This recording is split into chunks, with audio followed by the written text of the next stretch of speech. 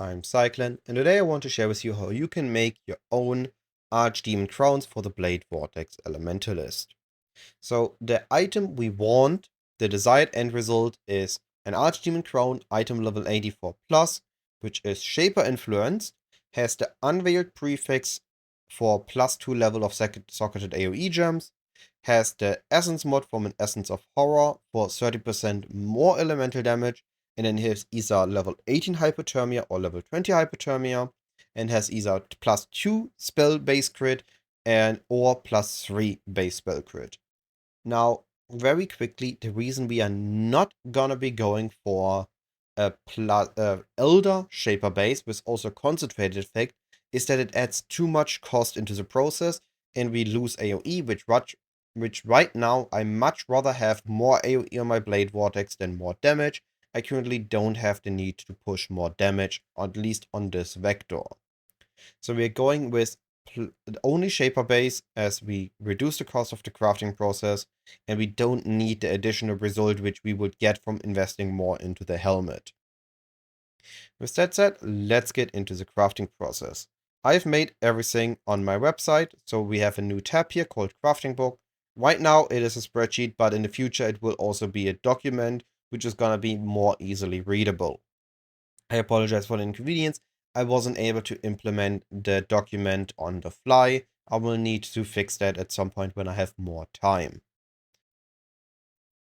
We are going to be starting with our Archdemon Crown item level 84 to item level 86, and we will have to make that Shaper Influenced. Now, for wondering why there's a desync between what I talk on screen and here, I budgeted the recording without audio, but I already crafted Helm. I didn't want to re-record everything with a new base, so I'm just talking over the actual recording. We're now going to be applying Essences of Horror, which guarantees us more elemental damage, but we also want to roll Hypothermia supported by. Now, we cannot go for any other result because Hypothermia has cold tech and we cannot force it onto an item without also risking it rolling other mods. So we first roll for Hypothermia and later we will be adding the base crit. Now this consumes on average 31 essences on an item level 84 base and 32 essences on average on an item level 85 plus base. This is because there's a couple more suffixes that we could theoretically roll.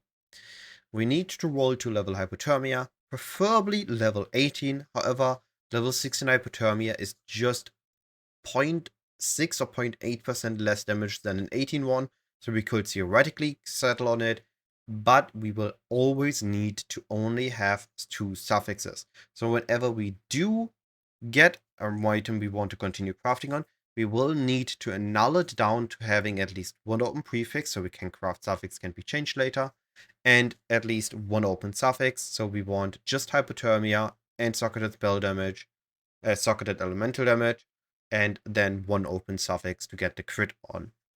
And then it's just a numbers game. How many essences is going to take? Are we going to be hitting lucky level 20? Are we going to be hitting level 18? What is there going to be the result? Once we have our Hypothermia again, we will need to annul the item. And when we have it, we are done with the first step. Now that we have our base, we are done with the essences and we can go for the next step, getting +2 or +3 base spell crit on the item. For that, we will need to craft suffix cannot be changed on the crafting bench, so that we don't lose our suffixes when we go for it. And then we will be rolling for base spell crit. Now, critical on a Shaper based spell crit is the only mod that exists. So it's a 1 in 3 to get +3. It's a 2 in 3 to get any decent result. But we do not want to settle a +1 as we do lose too much damage from it. But a +2 we can still manage with utilizing Brittle on our boots, as mentioned earlier. Once we craft suffix can be changed, we're gonna be using the Haughty crafting stage for Reforged Crit. Again, this results in a guaranteed crit suffix. However, we don't know which tier it's gonna be, and we might need to settle on a lower tier. as it's not really worth rolling again. It's much rather to sell the base and start anew, or to just settle on it. In this case, we rolled +2, which is usable, especially because we rolled level 20 hypothermia, which balances out the only getting +2. Now that we have it, we can progress with step number 3, which is getting +2 to AoE on it. Now, for this, we are going to be heading back to the crafting bench. And we are going to be crafting suffixes cannot be changed, and we will be using a Veiled Chaos Orb.